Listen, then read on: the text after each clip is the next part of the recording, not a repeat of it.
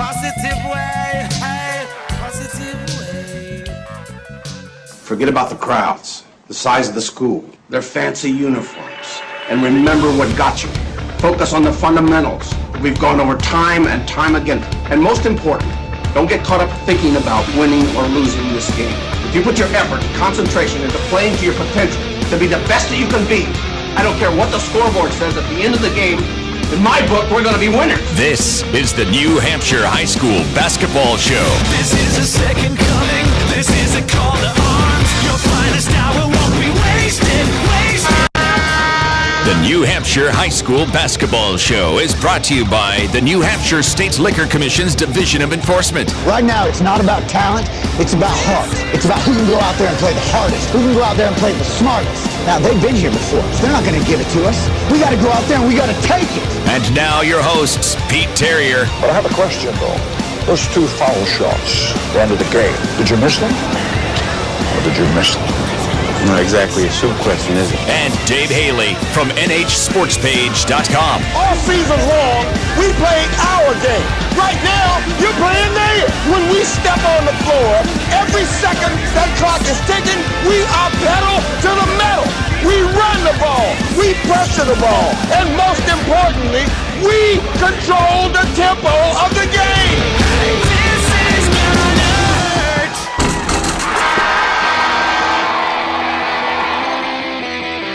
Good morning and welcome to another edition of the New Hampshire High School Hoop Show. Almost the month of March. The madness of March is just at the tip of our fingertips.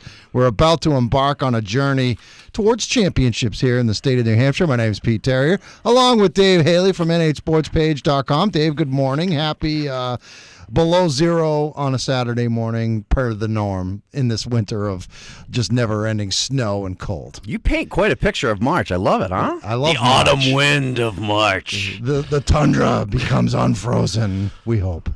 Yeah, it's going to be a lot of fun, and it's going to come up before we know it. The regular season ended for some teams last night in Division 4, believe it or not, and we're here to give you all the scores, to talk about the games, to have special guests on the line. Danny Bryson from Manchester West is going to join us. His team, they haven't lost since the opening night of the season. Yeah. You know, way back when they started off in D2 in December and had to go out to Portsmouth, and it looked like more of the same for Manchester West, but they rattled off, 15, 16 wins in a row since then. And a big one over Lebanon that we were at. Yeah, that was a lot of fun the other night. Why don't we get to all the scoreboard, and we'll talk about the games that were played. Not as many games last night as there were on a normal Friday night. A lot of the lower divisions playing earlier in the week, so it was mostly D1 and D2 scores last night. But our scoreboard, as always, brought to you by our friends at the New Hampshire State Liquor Commission, the Division Enforcement, and the Buyers Beware campaign, reminding all adults it's against the law to provide alcohol to minors, even if another snowstorm is scheduled for tonight. Just seems like every other day snow is in the forecast. Don't get all upset about it and try to commiserate around a bottle or a six-pack. It's just against the law. You just can't do it. I don't think high school kids commiserate. I don't even think they know Parents, how to do it. no, this message is to parents sorry. who have had enough. We're not buying booze for kids. That's right. Here comes Salem. 2 wins in a row for Rob McLaughlin's team, 69-55 at Alvern. Jared Gott with 24 points. They beat Pembroke earlier in the week. Good win, 69-55. Salem making a late run here. I like Rob McLaughlin. I'm a big fan of his, and I think he does a great job. So nice W there. 69-55. That's a good Alvern team. Evan Hunt, 16 points for Alvern. Pinkerton with a 67-42 win over BG. Pinkerton with a nice 25, kind of emphatic 25-point win there last night. Merrimack behind 18 points from Austin Franzen with a 55-48 win over Dover. They're playing hard for Mike Romps. I just don't think he's got the upperclassmen to get it done right now. But good win from Merrimack. They've got an opportunity to climb into the top 8 if they can win out. 55-48, Tim Goodrich's team there. Good one last night. High scoring, 87-79. Exeter with a very good win for Jeff Holmes' teams. Brian Holmes, 27 points. Exeter beats Memorial. Trayvon Mon with 4 3-pointers, 31 points. Kabongo had 17. But with Trayvon Mon back, Manchester Memorial can't beat Exeter, 87-79. And not much of a defensive battle there, but listen to this defense. Londonderry 77-26. I saw that. Woo. Over Keene, at Keene. I thought Londonderry was an offensive team. Whew, they can do it all. So Londonderry is, pretty clearly the best team in the state right now, and they get a 77-26. Cody Ball had a big game. I know Mark Corey and his brother both combined, I think, for about 26. I think I saw on Twitter last night when I was in Portsmouth. Nashua North with a 75-48 win over Concord. Concord remains winless on the season. Nathan Hale, Ronnie Silva, both playing very well for Nashua North. Manchester Central rolls on. Doc Wheeler's crew with an 81-60 win over Nashua South. 6-game winning streak is over. You surprised by that? I'm not surprised. Points? Yeah. That was one of the games we were discussing. We were trying to figure out where I was going to go last night. And you had mentioned Nashua South and Central, probably because I'm a South grad or a Nashua grad, not a South grad. And the fact that Central, is coming back to earth a little bit. They lost one game. Let's face it. All right, they're still. It didn't shoot. I watched the game. They just didn't shoot. They didn't play well. Yeah, they didn't play well. And they played Londonderry, and you're going to lose if you don't play well and you play a team like Londonderry. But I knew that South was good and much improved, but I knew that they couldn't hang with the upper echelon. I just knew it. Yeah. Yeah, 81-60. Central with the win there. So things are starting to kind of break out as we get close to the tournament. You see more and more of my Thursday thoughts kind of come about, positioning for the playoffs. And every week I get Sam Natty's bracketology for Division 4, so I've got all the matchups. Is he doing it? Because we got to do the bracketology show. He's going to do it this year for Buddy. We had Buddy on the show. I'm going to have Sam Natty. And I'll probably have Dave Chase again for Division 3, so we'll do the bracketology. And we'll be able That's next week, I think, right? Well, yeah, we'll be able to do it in a couple different parts. We used to have to do it. The regular season used to end across all 4 divisions on the same night. Right. So we're in here trying to figure out 4 different playoff tournament brackets. Thank God we get to go. Last year they had all 4 championship games on the same day. We actually get to go to all. We will cover on NA Sports Page all 4 championship games, most of the Final 4 games. So all the games will be there. So terrific. Pembroke with a 45-43 grinded-out win over Winnicott. Dominic Timbus had a huge dunk in this game. He had 21 points. Max Kerman with 13. Dante Timbus getting a little run for Pembroke now as Matalosa. Hey, you're not winning games. Really? Everyone's getting a chance. He's giving him a shot. Yeah, huh? yeah. He played 20 minutes last night. So I heard that Dante is like the I don't want to say street baller and have it come off as a negative, but the tough, the kid that gets under your skin. I think he's his dad's son. Yeah.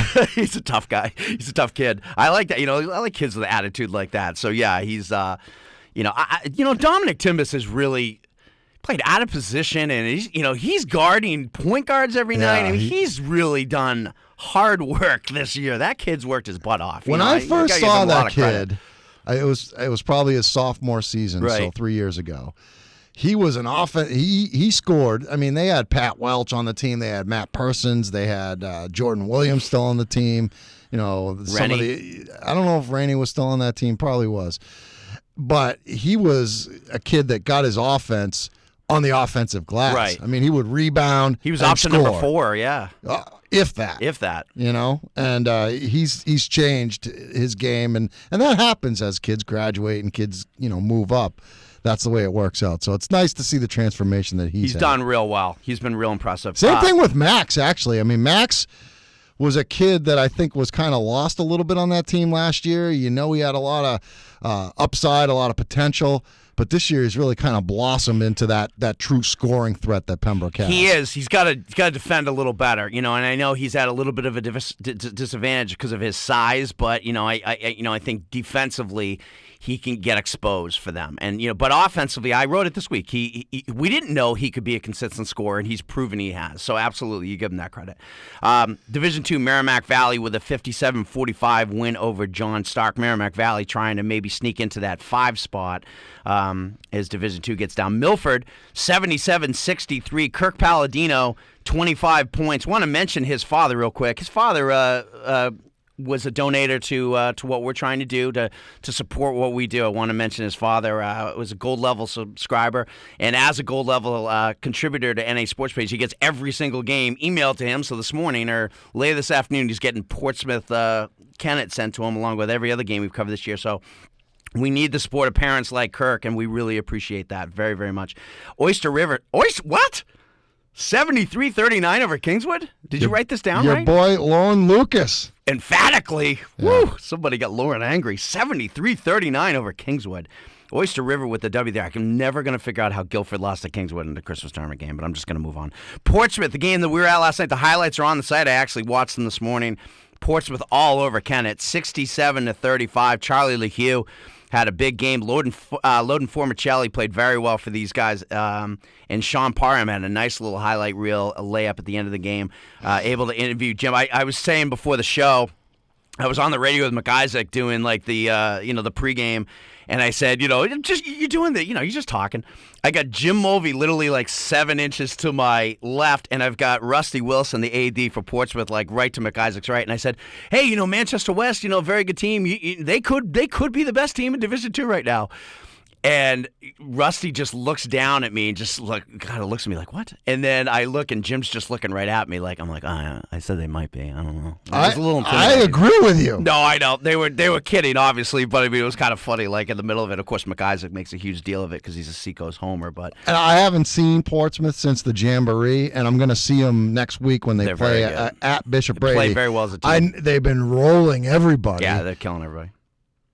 And yeah, they're playing very well. So yeah, we'll be at that game Wednesday night, Bishop Brady, Portsmouth. We will cover that on NASportsPage.com. So I'm sure a ton of people will want to see that. That's going to be a great game. It's going to be awesome, yeah.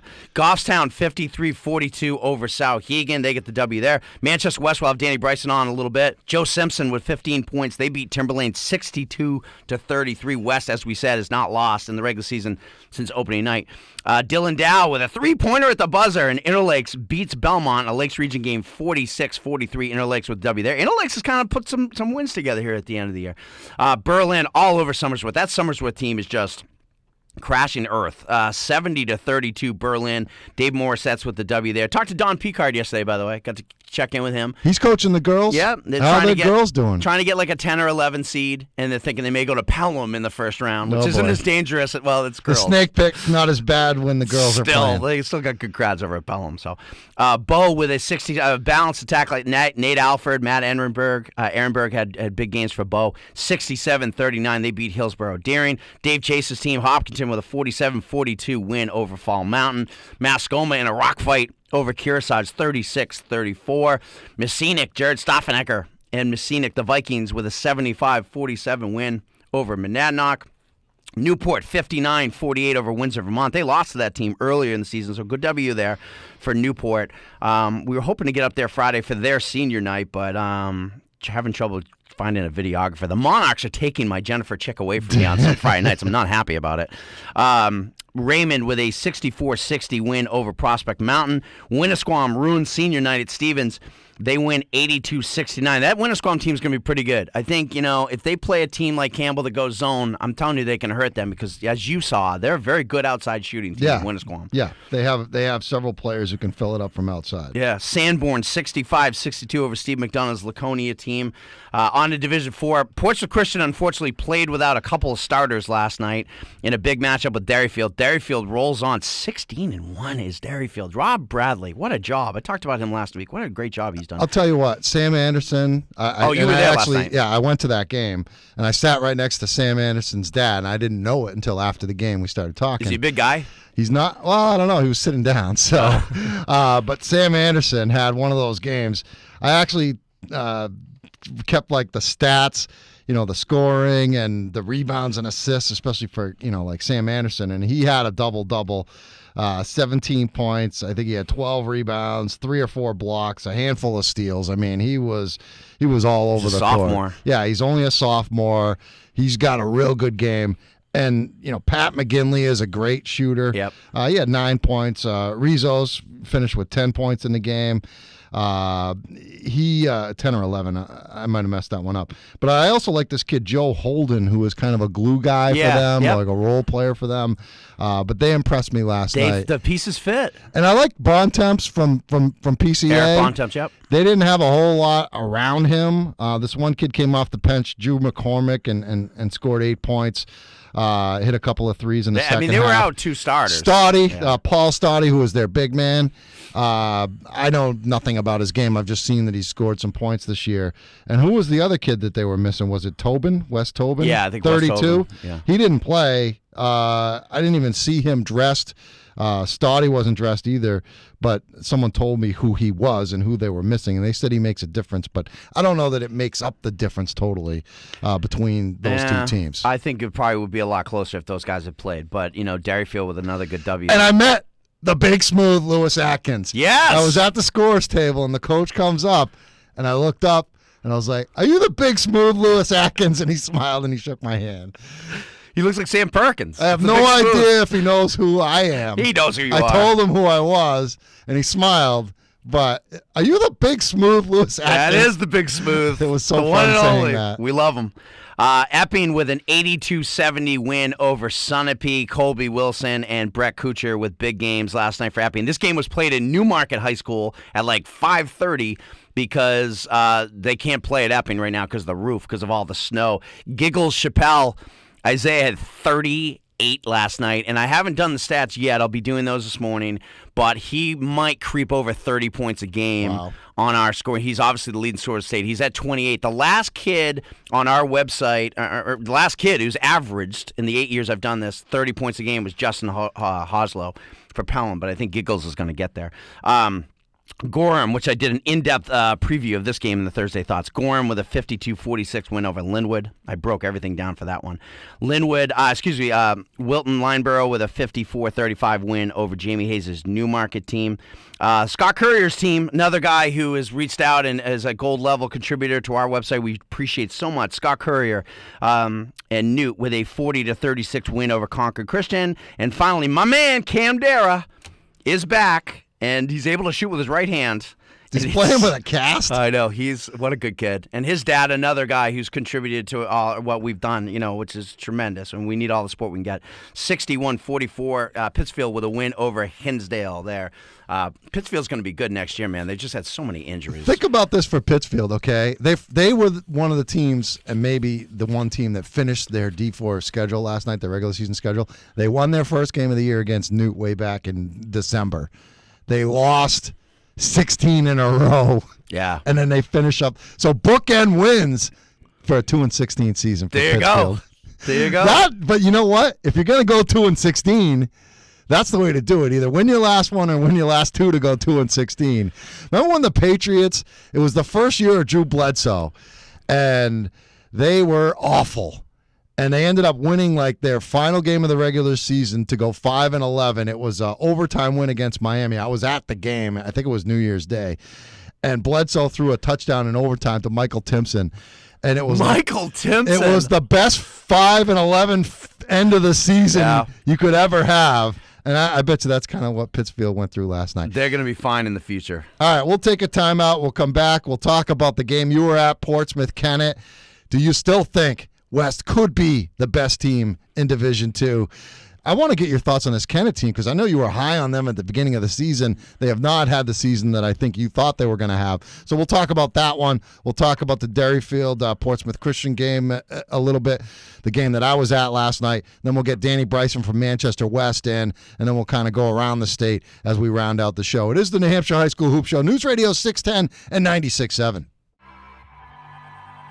From Manchester West to Winnicott, Central to Somersworth, and Portsmouth to Plymouth, this is the New Hampshire High School Hoop Show on News Radio 610 and 96.7. Well, Dave Haley last night was at the gym in Portsmouth, a 67-35 victory over the Kennett Eagles. Say the name. You love the name of gyms and fields. Stone Gymnasium. The Stone Gym.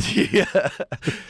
I'll tell you, we said this during the break. The Portsmouth students do not show up until the quarterfinals. They're like, call us when you get to when you play in the quarters. I mean, there's nobody. Well, wake us up when it gets real It's here. just parents, quiet parents. Well, think about how cold it was last night. I mean, when I came in, it was -6. It's getaway day for vacation, too, for them. They're on vacation next week, so yeah. Some schools had vacation last week because when I went to Lebanon on Wednesday for the West game, they were on vacation. But they came out, though. They look like they're great. Now, Keith told me that they didn't have as many as they normally would, The intro especially looked for good. a game that big.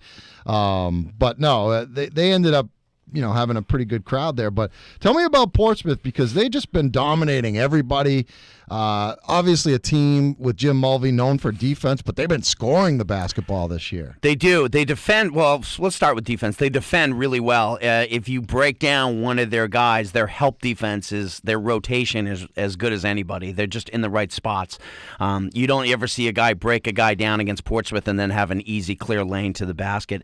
They run a lot of good stuff on offense, a lot of almost like a flex, like where a guy will get like a low screen on the box and pop out, right in front of, right on the block and get the pass down and an easy layup.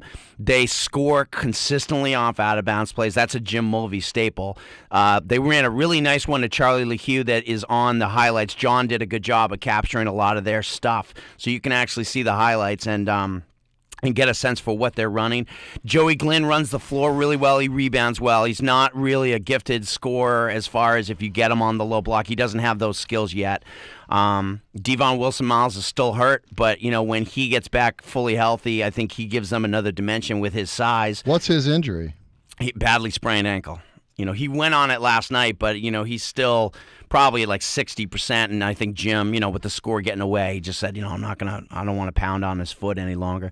But LeHue is a senior and Loden Formicelli is a senior, and they, seniors have that sense of urgency. And I think what Jim is struggling with a little bit, not struggling with, but he's got Sean Parham, Cody Graham, Joey Glenn, who are sophomores, and what he has said to me a couple times is it's hard for these kids. You need that sense of urgency. Like the seniors Charlie LeHue will cut your head off to win, and that's the way seniors are. That's why you love senior-laden teams.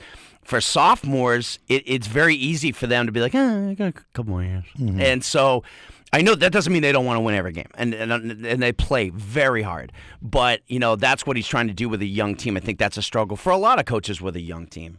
How do you think this Portsmouth team matches up against a team like Bishop Brady or a team like Manchester West? Let's start with Brady, a guard-oriented team. They got those three wings in the Bell brothers and Brendan Johnson, who can do a bunch of different things with the basketball, shooting outside, driving to the hoop, ball movement. And then the big guy, Svensson, who I don't think gets a lot of credit. He's a legit 6'6", and he's a great rebounder, and he's an inside scorer. And I don't think there's anybody who can find a big man down low on the block as good as Jordan Bell. Yeah, Svensson gets a ton of baskets on just dump downs from Jordan Bell. Because Jordan Bell creates everything.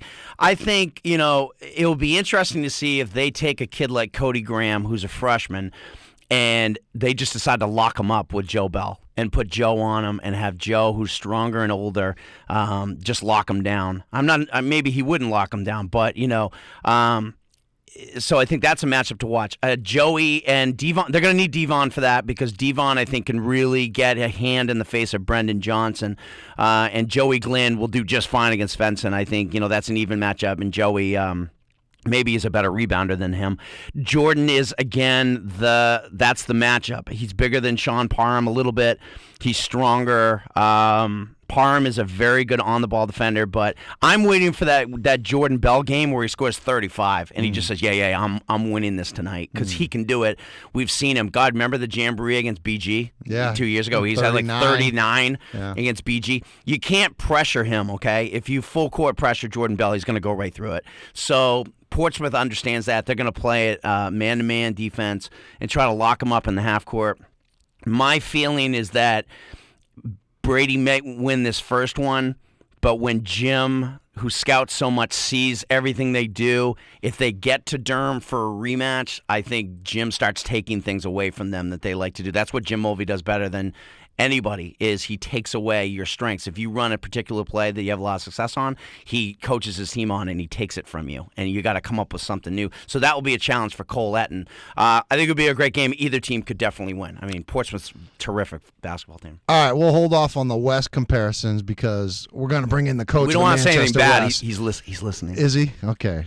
He was a very nice guy the other night when I saw him up in Lebanon, and great game that I saw as they held off the Blue Knights. Great W. 64-62. KJ Maddie, great player for Lebanon, young player, another kid who was a sophomore.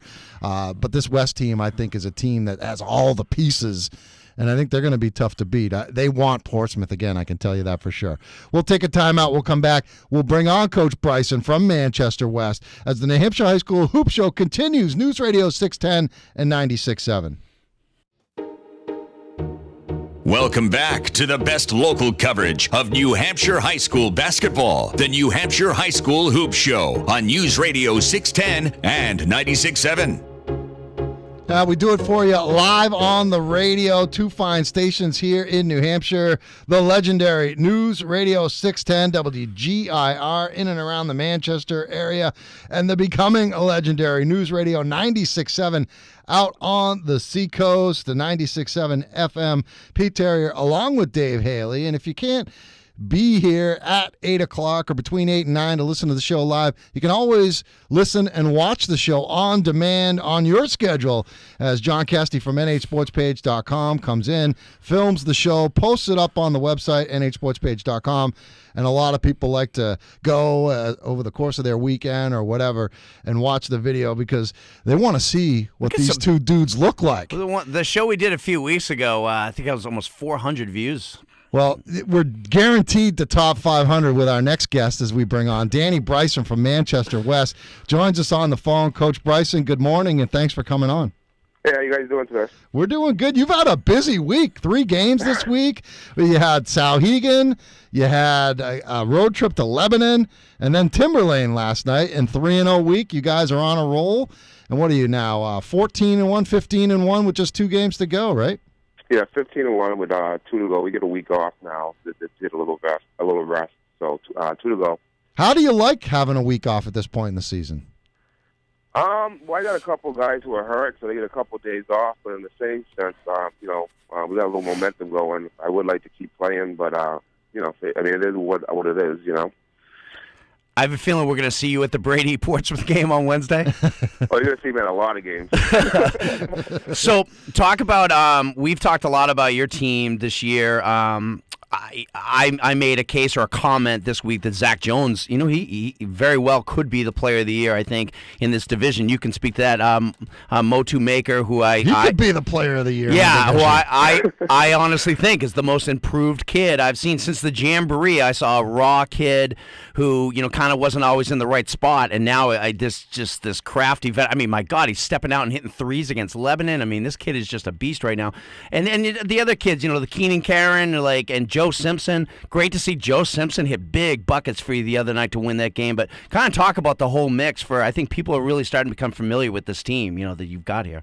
Yeah, I think, Joe, of course, Zach and Motu get all the, notoriety. But, Keenan Karen, I can't say how important he is to this team. You don't hear his name a lot because he doesn't show up in the box score as far as scoring. But, but his rebound and his defense has been outstanding, And the other kids are stepping up.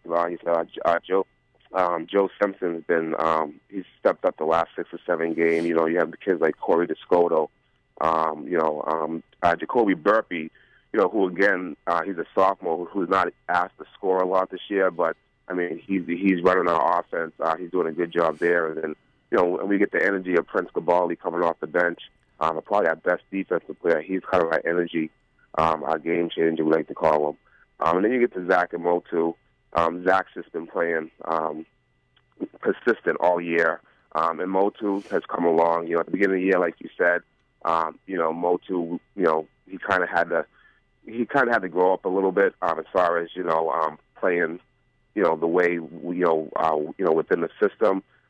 He was a kid who wasn't starting for the first 5 games, to where he is today. So he's grown a lot. The most improved player, I think, in the state since December to now. And, Coach, let's talk about, going into Division II, you had to open up on the road against Portsmouth, a team that is still unbeaten at this point in the season.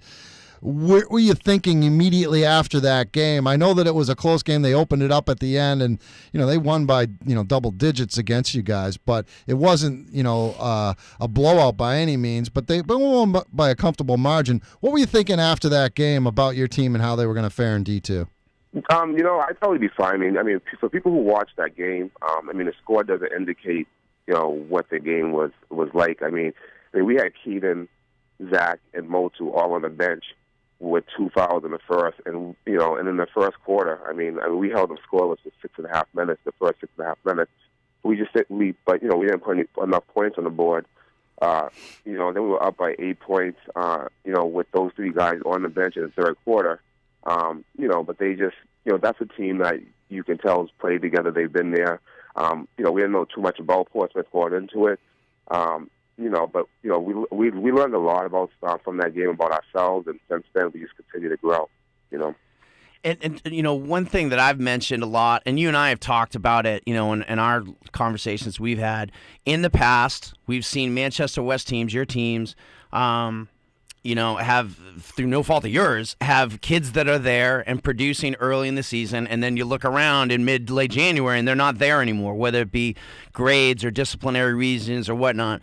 You and I talked about this in the fall about, how involved you are with these kids, and you do, I'm going to say it, you do a terrific job with these guys, and checking their grades and talking to them, but talk about that process, because this team they're all there. It's completely whole, and these kids are, carrying themselves great on the court, and they're, obviously doing their job off the court. And in Manchester, we're not always seeing that. And, and talk about like your involvement with these kids, this group.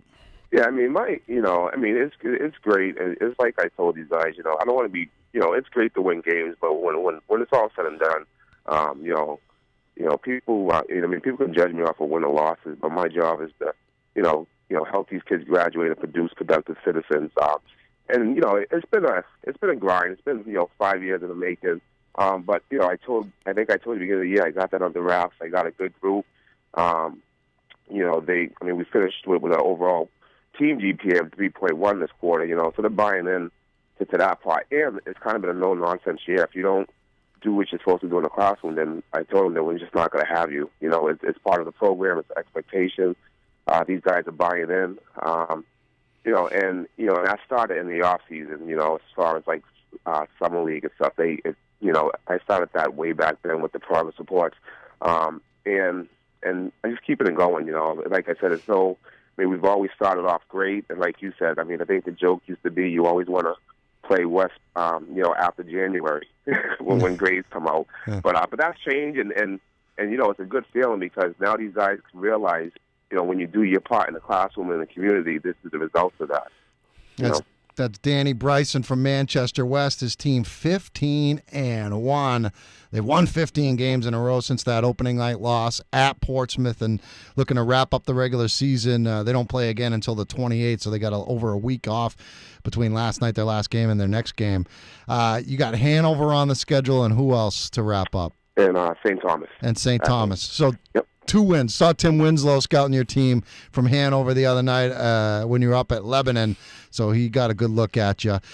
Coach, I want to ask you about last year, the craziness at the end of last year where there were like legitimate like safety concerns for your team. I remember you guys were like on a bus going to a playoff game, and there was like a gang or something after you because some of the players on your team were mixed up with some. I'm not asking you to get into specifics, but remember back to that craziness and how scary that was for you guys. Well, yeah, you know what? I found out when we get on. I think I might have found out at the same time as you. I wasn't notified until we actually got to the game. But those kids are gone, and I was part of.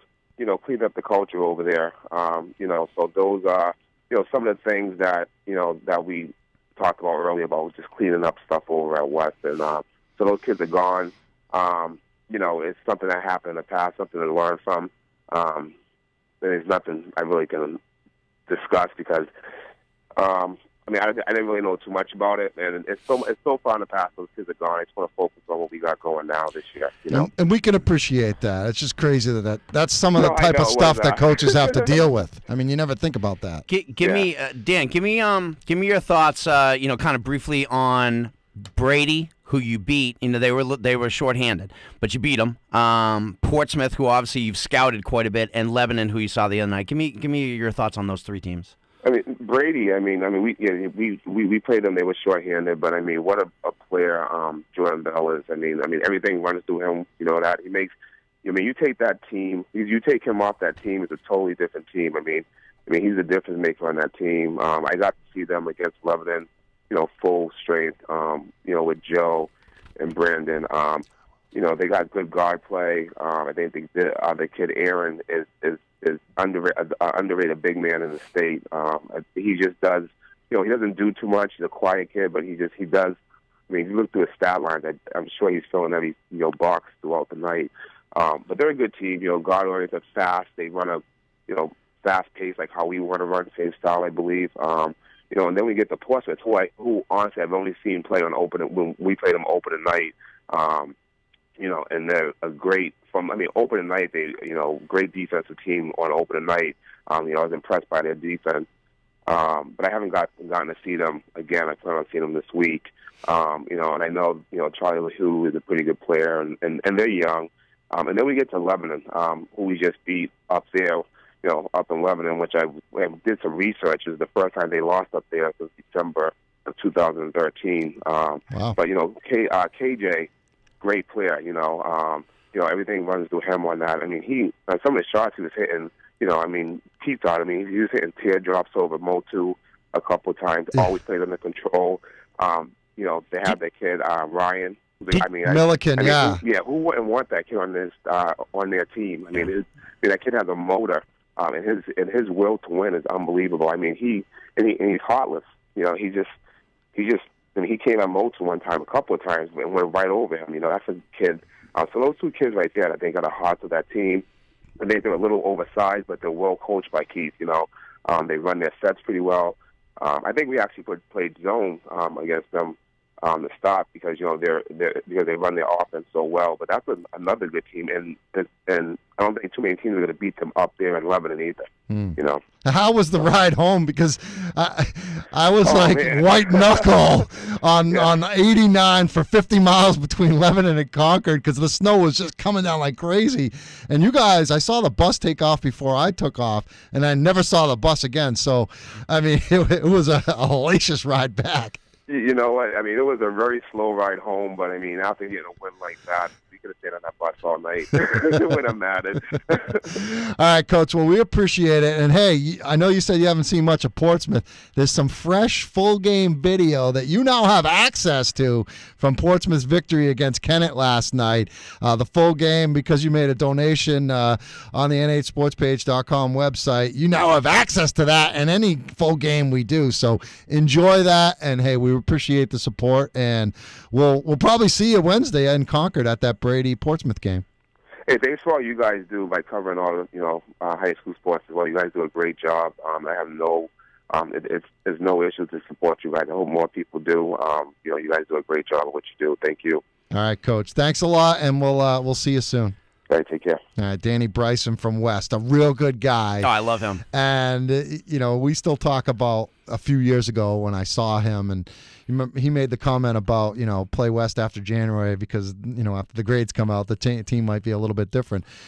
They had that great team that won the holiday tournament, right? The Queen City holiday tournament. Everybody's talking. Joe Carl Burrell. Yes, yeah, Joe Carl Bureau. Yeah. And they had that kid Richard Valentin, which was good for a while there. And then I saw Danny at Billy's in Manchester, a legendary sports bar. And he's like, "Hey, how come you don't call me for your radio show?" I'm like, "Well, Coach, you got to win some games if we want to talk to you." Well, I called him. And he never lets me live that down. I called him say 8 months ago, and he goes, "Oh, you forgot about me." How you like me now? 15-1. That's right. We got to take a break. Come back. We'll wrap up the show. The New Hampshire High School Hoop Show, News Radio 610 and 96.7. Guys know their high school basketball. It's the New Hampshire High School Hoop Show with Pete Terrier and Dave Haley on News Radio 610 and 96.7. Mixing up the music a little bit, the rejoinder music. Where's my hair metal? I know, Dave's a little bit flustered here. Jeremy. Don't reinvent the wheel. You just go with winger, warrant, poison, or rat. You have gold. The basics. The basics, Jeremy. Yeah, what, you don't like variety? Yeah, you throw Anvil in there. You throw, Motley Crue. Anvil. I you know what? I thought I did Winger this morning, but it was on Chittister's show. It was on Chittister's show. Oh, so it was coming out of a. He had to go on a commercial. There you go. So it was coming out. I had that. He must have been horrified. I had the cover because he quit early. Like he had 30 seconds till the break actually happened. A little fill action. So I'm like, oh no. So the first song I picked was, sorry, Dave, your song, but We use every last second of this show. There's no need for Phil Yeah, it's at the end of these shows. Straight through. That's never an issue with us. So, Dave, just kind of looking around the scope here of New Hampshire high school basketball, I think we've established things pretty firmly across most of the divisions, especially at the top. I mean, Division I, it's Londonderry and Central, and I think everybody else, with a chance. But I see those two teams as really the cream of the crop, the teams that are most likely to win a championship. Would you not agree? I would agree. I think Pinkerton is certainly, right at that next tier. And, I think it's going to be interesting to see how Memorial comes together. They lost last night. That's a good win for Exeter. Good W for those guys. But I don't see Memorial being able to make that kind of run. All right, let me ask you this, okay? Let me throw this scenario at you. The scenario. You're Londonderry. You're the 1 seed. You've had a great season, undefeated. Everyone's happy, whatever. You go to the quarterfinals, and guess who's rolling in as the 9 seed or the 8 seed? It's Manchester Memorial with Trayvon Monback, the same team that beat you last year, a team that likes to run and gun. It's scary as hell. Is that scary as hell? It's scary as hell. It is scary as hell. But if you're Londonderry and you're as good as you look, and they're waiting for that. They don't want to see it, but they want to see it. No, I agree. Because they knocked them off last year, so they want revenge, and they're focused, laser focused. So I feel pretty good about Londonderry's chances, and I just don't know that Lightning can strike twice for this Memorial team. They were under 500 last year, and they had that magical run and almost knocked off Central. They gave up 87 points last night. I know. I just think it's going to be hard for them to kind of get on another one of those rolls. I agree with you, but boy, would that be fun. It would be fun. It would be fun. All right, quickly to Division II. We talked about it a lot. We know that it's Portsmouth, West, Brady, Lebanon. Those are the 4 teams that really have a shot. And I would say in that order, probably Portsmouth, West, Brady, Lebanon. I just don't know, but I think that the first 3, I think that Portsmouth, Brady, and West might be a tick better than Lebanon. Yeah, no, I agree, and I think the top 3 teams are 15 to 20 points better than the 5th, 6th, 7th teams. Those Merrimack Valleys, Co-Brown in that mix, so forth and so on. It's the most top-heavy division in the state of New Hampshire, without question. Speaking of top-heavy, it's real heavy at the top of Division III, Pelham and everybody else. I think Pelham's undefeated at this point, and the next closest team has 3 losses, I believe. Conant is playing very well, and Conant does not fear Pelham. Pelham is the big-time favorite, as they should be. They are clearly the best team, but, it could be interesting. I don't feel like Campbell's playing very well right now, but they always have pulled it together during the tournament. Langlois is a great tournament coach, and they've got the guys to get it done. But right now, I think Conant is clearly the second-best team in that division. And Division 4, Derryfield, Littleton. I mean, what happens if those 2 teams end up playing each other? Littleton looks like the 1 seed because they beat White Mountains. A Division III team? Yeah, they beat them twice, so they get the points for that. Littleton's playing much better. Trevor Howard missed 3 games. He was tending to his newborn son, Penn. But he should be back now, and yeah, they're playing much better. Derryfield's, we've talked about them a lot. They're a great story, and Portugal Christian's kind of my team to watch. And my hopeful, I want to see this as Sunapee Groveton in round 1. How great would that be? That would be exciting. We can't forget about Wilton and Epping, the defending champ, as well. Wilton, my preseason number 1. I know you're all about Sunapee. Again, like Memorial, I don't see them making that kind of run. I don't think they got enough around Giggles, Chappelle, and Matt Tenney. That's all the time we have. Thanks to Danny Bryson. Thanks to our producer, Jeremy Mahaney. Thanks to John Kesty. Thanks to you, Dave Haley. My name's Pete Terrier. Enjoy the weekend, everybody.